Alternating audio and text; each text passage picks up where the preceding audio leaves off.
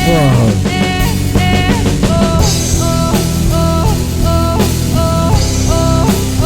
Wow. Wow, galing ni tatay. Second voice. Wow. Pero sa dami talaga ng pinapakita nilang skills, no? Nalilito na ako eh. Hindi tama yung lagi nilang sinasabi sa intro na only here on France Radio. Diba? Di kasi sila lang talaga yung kayang gumawa ng magic. Isa to sa mga higit na inaabangan ko kay Char, no? Yung boses na to na di ba? For me kasi saktong-sakto yung boses niya sa mga kanta talaga ng The Cranberries, no? Yung mga eksenang to na talagang kita mong damang-dama ni Master Chen yung melody. No? Alright, no? Nakalimutan ko yung pangalan ko. Ako nga pala si Dong. Hi guys, ako nga pala si Dong eh. At ngayon sa video po natin na to ay magkakaroon tayo ng reaction video. Syempre, pabaitong banda lang lahat guys. Muli na naman po silang bumanat ng pamatay na Cranberries. No, syempre ang paboritong banda ng lahat, Friends Rhythm. Huwag na natin patagalin guys. Sa lahat ng mga nanonood sa akin ng aking reaction video po ay magkakaroon ng mga putol, pause kung saan dun po ako nagbibigay ng komento sa mga hindi po interesado gusto lang mapanood ng buo. Mas maganda guys, panoorin po natin yung original video po galing mismo sa band sa kanilang channel. Okay, dun po natin panoorin yung buo. So dito po may reaction, may mga cut, may mga putol, no?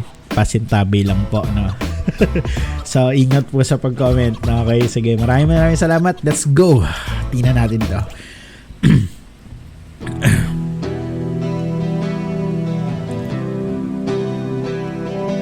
Oh.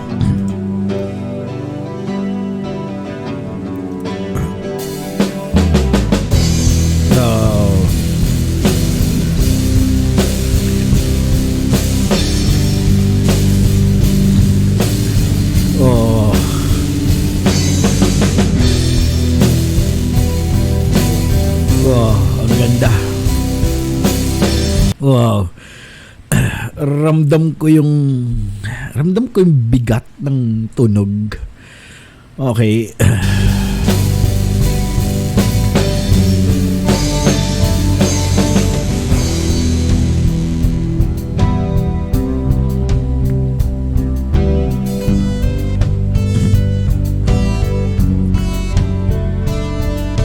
Oh. Oh. No? Si Char ba to? No? Char ba to? Si Char nga. No? Nag-ala Master Chen siya. No? Lalo tuloy akong na-excite, no, in the future, no. Baka sa susunod nagpapalitan na ng solo adlib tong dalawa. No? Sa isang kanta, di ba? Tsaka mabilis naman kasi silang matuto. Tsaka mabilis silang gumaling. At tsaka gamit niya yung gitara ni Master Chen, no? Kaya pala nagpakitang gilas din, ha? Ulitin natin support mo yun. Konti lang. Ulit.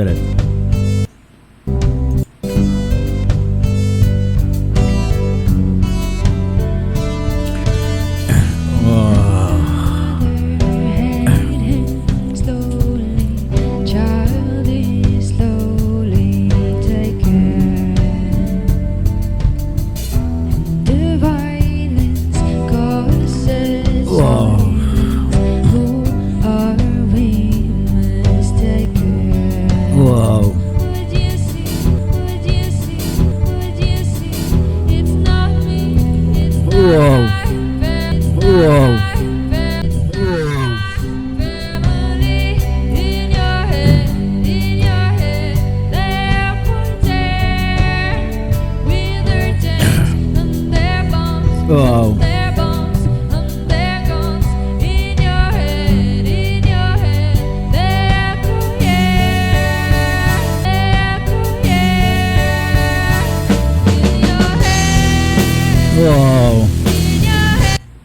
Okay, sige.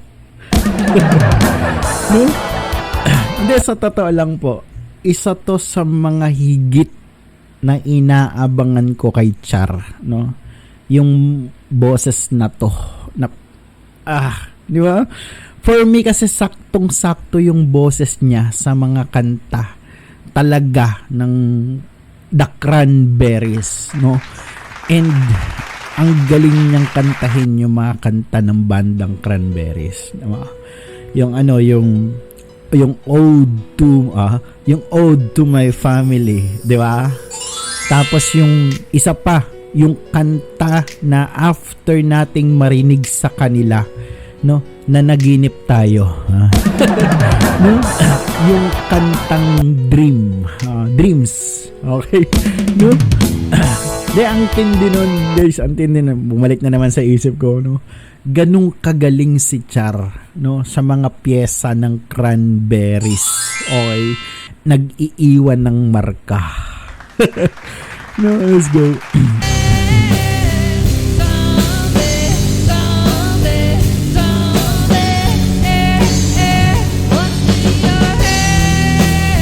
Wow.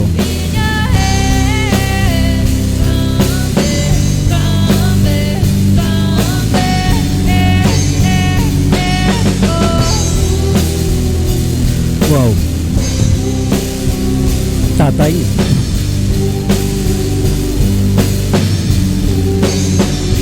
Wow. Oh, ang ganda nun, no? Si tatay lang yun, si tatay lang yung part na yun.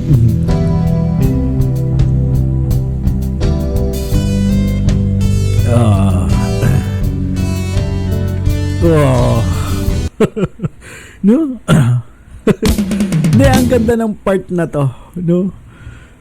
Ang ganda ng pagkakahinto ko dito. No? Yung mga eksenang to na talagang kita mong damang-dama ni Master Chen yung melody. No?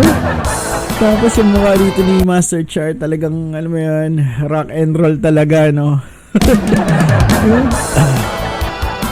Ito yung mga priceless na eksena for me, Wow. No? Okay, let's go. Ang ganda na eksena na yun.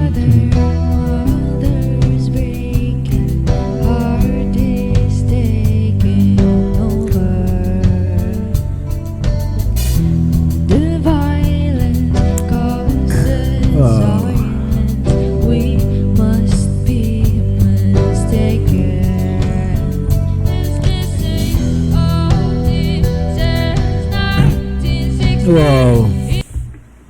Diba? Ito yung mga nakaka-goosebump na tunog ng boses ni Char, no? Di yung biglang siyang parang galing dun sa malaki na parang mababa tapos bilang maliit na tunog.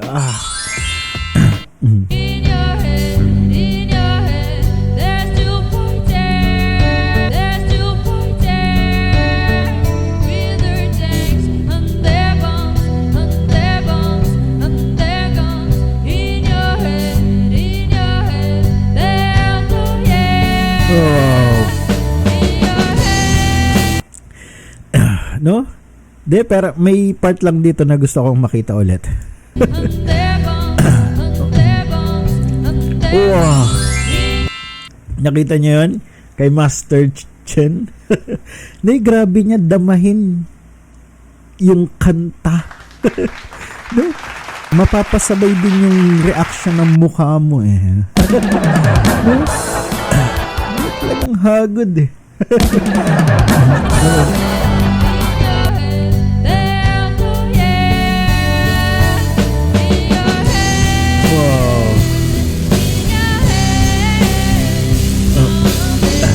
Pwede natin ulitin dun sa part na yan. No, ayun yung gusto ko kay tatay, no? Talagang rock and roll talaga yung bagsak, Okay. Look at tatay. No? Grabe, Petix. Ano lang si Dugs, no? Relax lang, Pero bangs ang palo.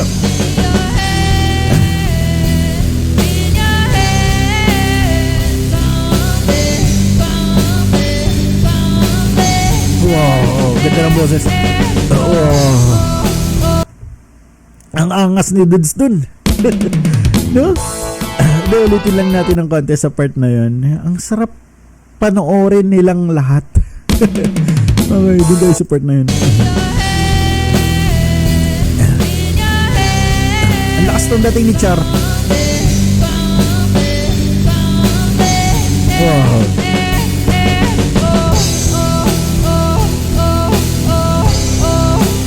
Wow. Wow, galing ni tatay. Second voice. Wow. No? Nakikita niyo paano niya gawin yung mga ganong kaangas na boses. Hindi tama yung lagi nilang sinasabi sa intro na only here on France Radio Channel. Di kasi sila lang talaga yung kayang gumawa ng magic. No? Wow. No? Ang ganda-ganda kasi, no?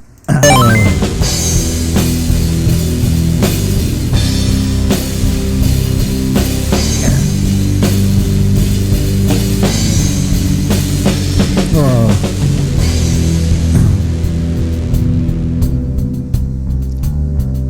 Wow. Nakakakilabot yung hugong nung bass ni tatay. Nung umpisa pa yun eh. Hindi talagang buong buo eh, no? Ang kapal eh. Ang kapal ng tunog. Okay.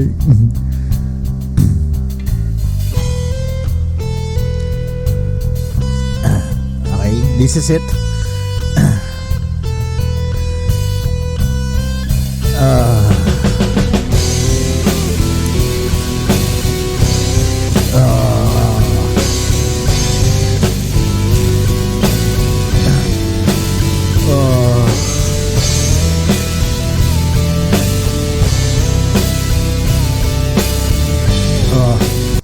Bawal pumikit.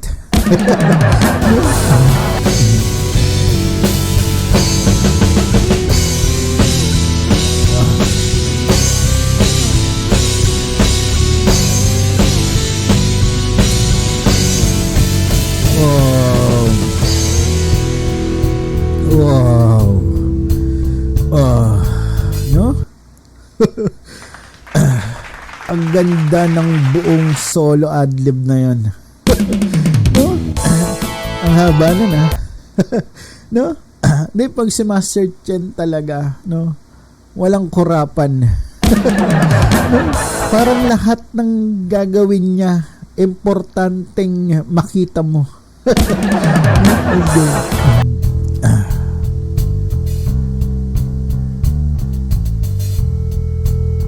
Wow, nice. Wow, magaling nito. Wow. Wow, okay. Sana na-notice niyo yung dulong part na yun, yung ginagawa ni Master Chan dito. Okay, after ng adlib niya, look at sa kanya galing eh. Yung feedback. Wow. Oh, bang. Wow. Ang ganda nun. Narinig niyo yung feedback, di ba? Pati yung feedback na tunog talagang ginawa nila. No, meron naman kasi talaga sa original nun. Okay. Kay Master nang galing eh. Oh, wow. Ang galing nun. Yun yung mga reason bakit ka talaga speechless. Oh. Hindi, sa totoo lang, alam mo yun, ang dami ko nang sinabi. No? Pero sa dami talaga ng pinapakita nilang skills, no? Nalilito na ako eh. Naguguluhan na ako, no?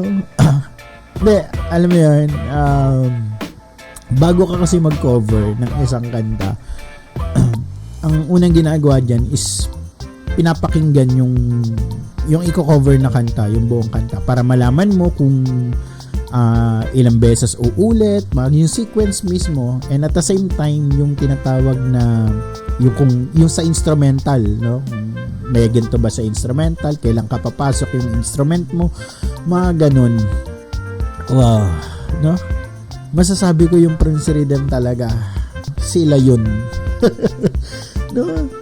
Sila yung ganun talaga, no? Na klase ng banda. Hindi mo sila iismulin eh, no? No? Oh, isa na namang napakagandang cover galing sa kanila. Ano ba to pag pinagpatuloy? Wow, practice mode.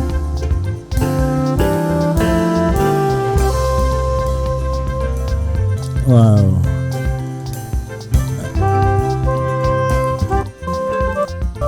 Okay. Anyway guys, siguro pa tatagalin. Maraming salamat po sa lahat. Sana nag-enjoy po kayo. And yun lang. Bibihira tayo mag-upload. Siyempre, inaabangan natin yung Prince Rhythm. Muli, siyempre, hindi ko na pa tatagalin. Ako po, si Dong A.